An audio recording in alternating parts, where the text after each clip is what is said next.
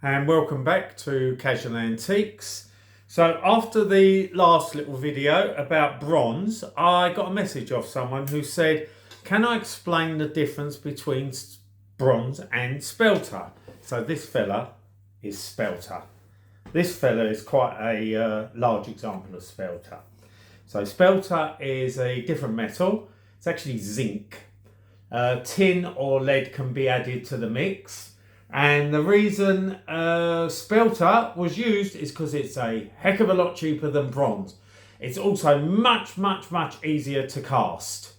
That's the pros. The cons are it's quite delicate. It doesn't cast as well, although this particular example is cast very well.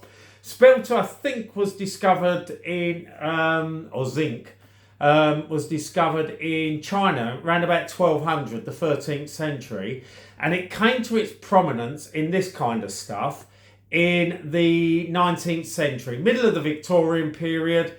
Everybody's buying bronzes. People that couldn't afford to buy bronzes wanted bronze, so someone came out with this rather clever idea of spelter, and you may have even heard the term poor man's bronze, because it's a cheaper version, if you like.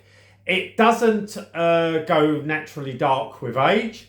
That's fake, by the way. That's done in the factory. They're not done by artists. They're all factory casts and so on. Don't knock spelter. You can pick things up very cheaply. So if this fella, which is quite substantial as you can see, is actually one of a pair. If this pair came up as a bronze in a reasonably high-end retailer, you'd probably be looking at about £2,500 for the pair. They'd be very heavy. The pair of these two, probably a couple of £100, maybe even less if you can haggle hard enough.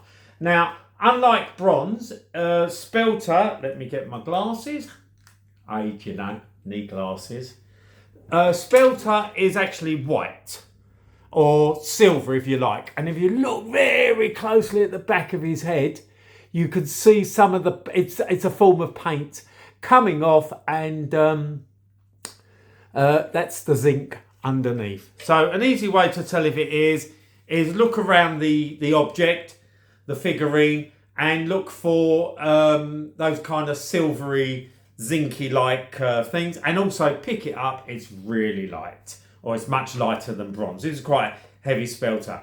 Its fashionable period was from around about 1850 up to the Art Deco period. So a lot of those lovely Art Deco figurines were also done in spelter as well. Good area if you want really to collect. It's good value, spelter. Leave comments, and always happy to get messages, and subscribe, and see you next time on Casual Antiques.